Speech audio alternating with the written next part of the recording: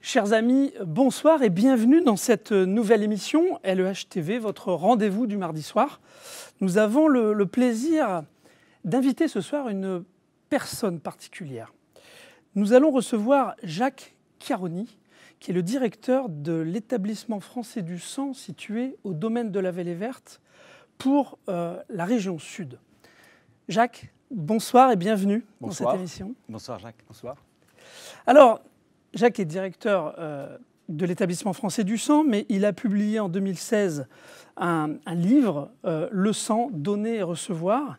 Il a eu un doctorat de médecine à l'université d'Aix-Marseille, plus de 60 publications, notamment sur 3 programmes, la variabilité, l'impact de la migration humaine sur la sécurité immunologique et l'évolution de l'homme via la génétique, que des sujets intéressants, un parcours exceptionnel. Alors pourquoi vous recevoir aujourd'hui ici dans cette émission?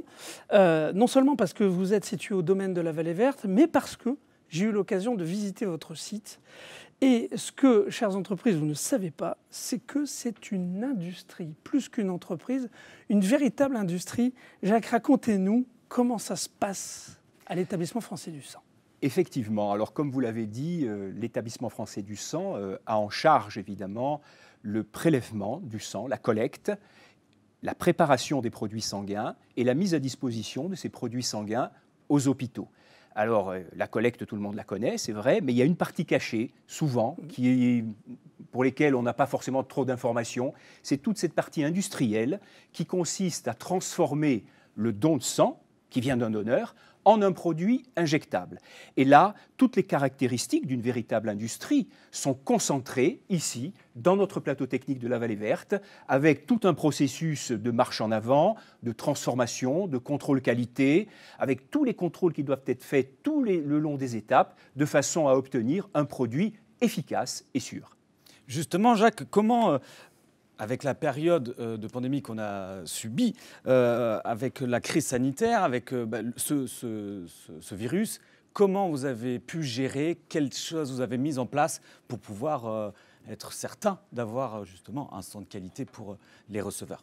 Alors, vous posez une question effectivement qui est importante parce que nous avons vécu une période inédite avec cette épidémie. Et il était capital que l'établissement français du sang poursuive sa mission de service public. Et comme vous le savez, il n'y a pas d'alternative au sang humain et que nous étions obligés de pouvoir prélever, de mettre à disposition ce produit pour les hôpitaux, sinon on arriverait à des catastrophes. Alors évidemment, cela nous a demandé une véritable réorganisation de notre collecte. Il a fallu mettre en place les gestes barrières de façon à assurer la sécurité des donneurs, fourniture de masques, distanciation, et puis quelque chose qui nous a servi pour mieux maîtriser les flux de donneurs à l'arrivée au niveau des collectes, c'est la prise de rendez-vous. Et les donneurs viennent maintenant toujours sur nos collectes en prenant un rendez-vous, ce qui nous permettait de mieux les canaliser et de mieux mettre en place cette phase de distanciation. Chose qui n'existait pas avant. Chose qui n'existait pas avant et qui a contribué à améliorer la satisfaction des donneurs parce que ça a permis de mieux gérer leur attente. Chose qui restera alors. Absolument. Et alors, quels enjeux vous avez là pour cette période? Alors écoutez, les enjeux, c'est effectivement de pouvoir avoir suffisamment de stock de sang tout au long de l'année. Il est évident qu'il y a des périodes plus critiques. Dans cette période avant, je dirais, l'été, on est début juin. On est début juin, on est dans une période où on prépare les vacances, on va partir, on se retrouve dans une situation où il y a une désaffection du don de sang. On oublie, même les donneurs habituels peuvent oublier, et ça peut être normal.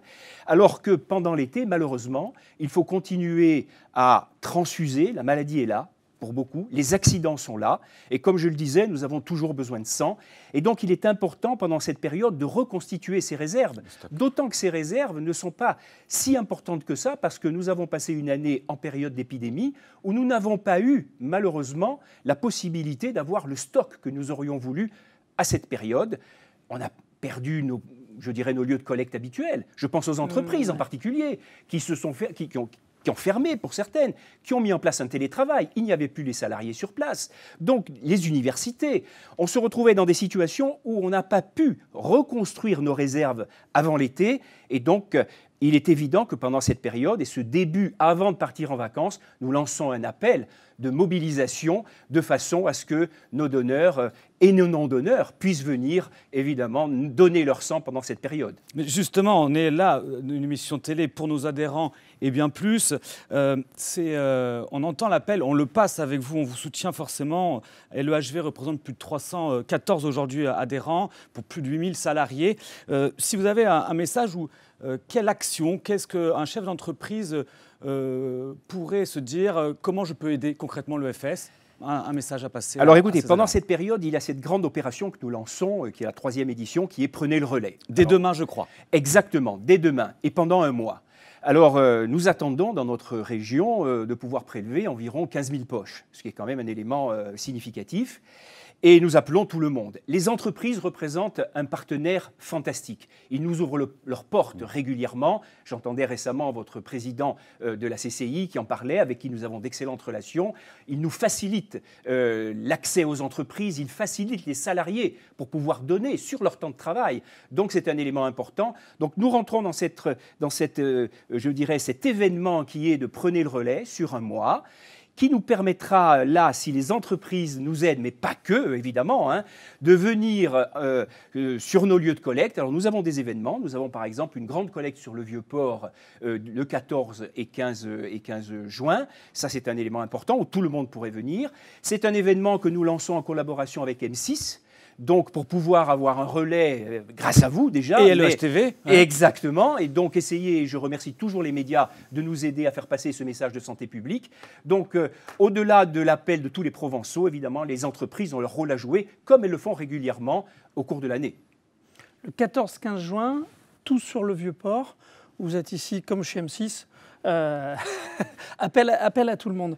Merci, Jacques, pour tous ces éléments. Merci pour votre passion, votre envie. C'est vrai que j'ai pu visiter le centre, qui est quelque chose de magique. J'invite d'autres entreprises à venir la visiter sur ce territoire. C'est quelque chose de vraiment d'expertise et de qualité. C'est vraiment passionnant. Merci pour tout. Merci pour ce que vous faites au quotidien. C'est vraiment un enjeu, comme vous disiez, de santé publique. Merci pour votre investissement et votre passion. Chers amis, vous avez découvert une nouvelle entreprise et je vous sollicite pour venir participer à cette opération qui démarre dès demain. Allez donner votre sang, l'établissement français du sang en a besoin. Comme pour mon habitude, Mathieu, je vous dis à la semaine prochaine. C'était votre émission hebdomadaire sur LEHTV. On remercie nos partenaires institutionnels, nos partenaires premium et l'ensemble de nos partenaires LEHV. Rendez-vous la semaine prochaine pour une nouvelle émission.